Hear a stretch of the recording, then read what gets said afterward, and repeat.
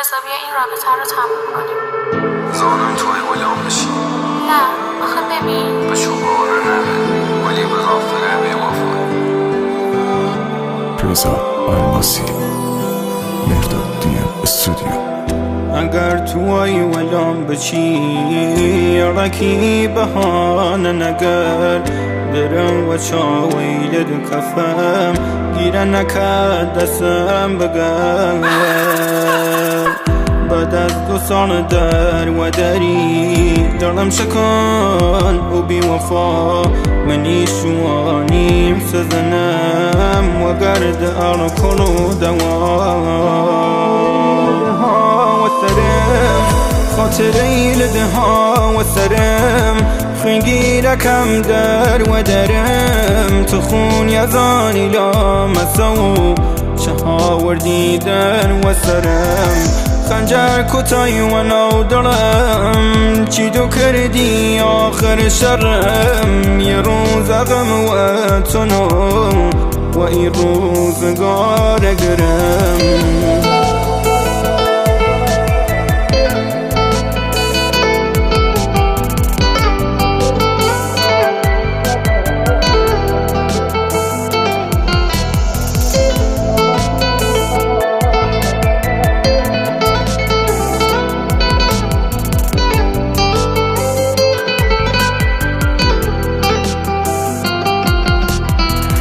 روشنایی درگم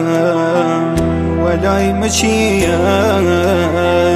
خنگی رکم و حال خوام بس نگیره ساقی سی حالم فرکا پیالم نفرین و روزی که تو کردی خراوم خاطره لده ها و سرم خنگی رکم در و درم تخون یزانی لا مسو چه ها وردیدن و سرم خنجر کتای و نو دلم چی دو کردی آخر شرم یه روز غم و تنو و این روزگار گرم